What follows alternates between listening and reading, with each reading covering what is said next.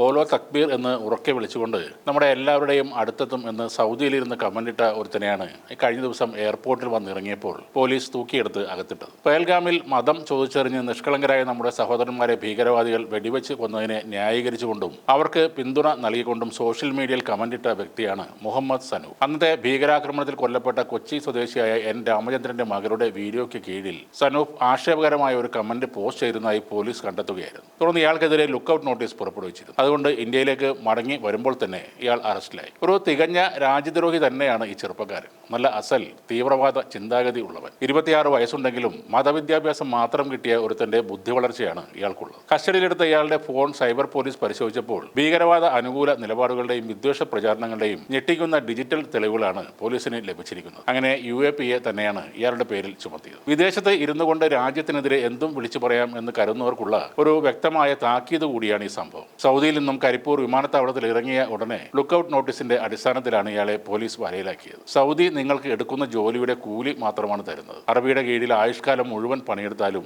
നിങ്ങൾ ആ രാജ്യക്കാരനാകില്ല. അത് ഓർക്കാതെയാണ് തീവ്രവാദ അനുകൂല കമന്റുകൾ പലരും എഴുതിവിടുന്നത്. ഈ UAPA ചുമത്തിയത് കുറച്ച് പ്രശ്നം തന്നെയാണ്. ജാമ്യമില്ലാത്ത ജയിൽവാസം അനുഭവിക്കണം. സാധാരണ സൈബർ കേസുകൾ പോലെ സ്റ്റേഷനിൽ നിന്നോ അല്ലെങ്കിൽ കോടതിയിൽ നിന്നോ ഇതിൽ പെട്ടെന്ന് ജാമ്യം ലഭിക്കില്ല. ഒരിക്കൽ UAPA ചുമത്തപ്പെട്ടാൽ മാസങ്ങളോ വർഷങ്ങളോ വിചാരണ തടവുകാരനായി ജയിലിൽ കഴിയേണ്ടി വരും. ഈ കേസ് രജിസ്റ്റർ ചെയ്യപ്പെടുന്നതോടെ പ്രതിയുടെ പാസ്പോർട്ട് പോലീസ് കണ്ടുകെട്ടും. അതോടെ വിദേശത്തുള്ള ജോലിയും വിസയും എന്നേക്കുമായി നഷ്ടപ്പെടും. അന്താരാഷ്ട്ര തലത്തിൽ ബ്ലാക്ക് ലിസ്റ്റ് ചെയ്യപ്പെടും. ഭീകരവാദ ബന്ധമുള്ള കേസായതിനാൽ ഗൾഫ് രാജ്യങ്ങൾ ഉൾപ്പെടെയുള്ള വിദേശ രാഷ്ട്രങ്ങളും ഇങ്ങനെയുള്ളവർക്ക് ലൈഫ് ടൈം ബാൻ ഏർപ്പെടുത്തും. ഫോണിൽ നിന്നും നിർണായക വിവരങ്ങൾ ലഭിച്ച സാഹചര്യത്തിൽ സംസ്ഥാന പോലീസിന് പുറമെ NIA അടക്കമുള്ള കേന്ദ്ര രഹസ്യാന്വേഷണ ഏജൻസികളും ഇയാളെക്കുറിച്ച് അന്വേഷിക്കും. സാമ്പത്തിക ഇടപാടുകളും ആരുമായാണ് ബന്ധപ്പെട്ടിരുന്നത് എന്നതും വിശദമായി തന്നെ അന്വേഷിക്കും. പ്രതിയുടെ കുടുംബത്തെയും സുഹൃത്തുക്കളെയും വരെ അവർ ചിലപ്പോൾ നിരീക്ഷണത്തിലാക്കും. അതുകൊണ്ട് അറബ് രാജ്യങ്ങളിൽ ജോലിയെടുത്ത് കുറച്ച് പൈസ കയ്യിൽ വരുമ്പോൾ സ്വന്തം നാടിനെതിരെ വിദ്വേഷം പ്രസംഗിക്കാതെ ഇരിക്കുക. നമ്മുടെ നാട്ടിലെ ഭരണാധികാരികളെ നമുക്ക് വിമർശിക്കാം, എന്നാൽ രാജ്യത്തിന് എതിരെയുള്ള പരാമർശങ്ങൾ നിങ്ങളെ കൊണ്ടെത്തിക്കുന്നത്